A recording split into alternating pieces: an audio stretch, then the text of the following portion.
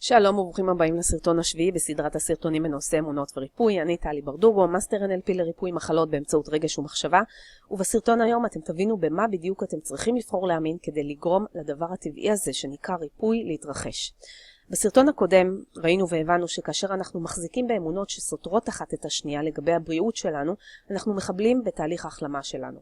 עכשיו זה זמן מצוין לעצור רגע לפני שאנחנו ממשיכים כדי לעשות סוג של סיכום ביניים. עד עכשיו דיברנו על מחבלי ההחלמה ועברנו על מקדמי ההחלמה. ואם תסתכלו טוב על רשימת מקדמי ההחלמה, אתם תשימו לב שכל מקדמי ההחלמה שדיברנו עליהם עד כה מסודרים בצורה מדורגת. ממקדם ההחלמה החיצוני יחסית כמו פיזיולוגיה ועד למקדם ההחלמה הפנימי ביותר, אמונות. משפט יפה ששמעתי לו מזמן אומר, The only way out is in. הדרך היחידה לצאת מזה היא מבפנים. וכך אני מאמינה. בסופו של דבר, הדרך להחלים ממחלה היא מבפנים, דרך ריפוי האמונות שלנו. תבינו, האמונה היא הגנטיקה של הנפש, וממש כמו שהגנטיקה שלכם קובעת את צבע השיער הטבעי שלכם, כך גם האמונות שלכם, הן שקובעות את הזהות שלכם, את הרגלי החשיבה שלכם, את הדפוסים הרגשיים שלכם. תשנו את האמונות שלכם ותשנו את כל מי ומה שאתם.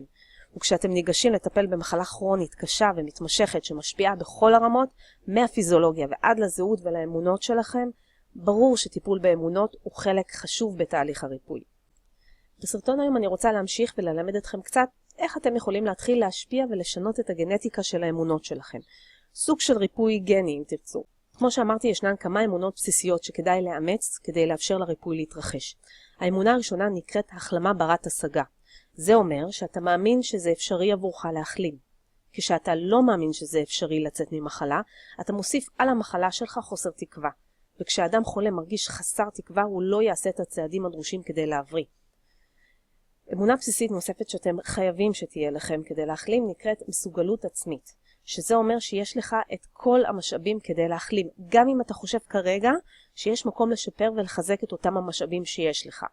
ואם אתה מאמין שאכן זה אפשרי להחלים מהמחלה, רק שזה אפשרי עבור אחרים ולא עבורך. זה אומר בעצם שאתה לא מאמין שלך יש את מה שצריך כדי להחלים. וכשבן אדם מאמין שלעומת אחרים שכן החלימו, הוא לא יחלים כי אין לו את היכולת לזה, הוא מביא את עצמו לחוש חוסר אונים. וחוסר אונים מוביל לחוסר פעולה ואפס ריפוי. אני מאמינה שזה אפשרי עבורי להחלים. אני מאמינה שיש לי את כל המשאבים כדי להחלים. אלו שתי אמונות שחיוני שיהפכו לחלק ממכם אם אתם רוצים להגיע למקום טוב יותר בבריאות שלכם. תזכרו, הבריאות שלכם היא מראה לאמונות שלכם. אתם לא צריכים גנים יותר טובים, אתם צריכים אמונות נכונות. בסרטון הבא אני אדבר על אמונה נוספת אחת, מוכרת לכם, קצת מיוחדת, מספיק חשובה כשתקבל סרטון משלה, אז נשתמע, יהיה מעניין. אני טלי ברדוגו, כמו תמיד אני פתוחה לפידבקים שלכם, אתם מוזמנים לשלוח תגובות גם עכשיו. ביי.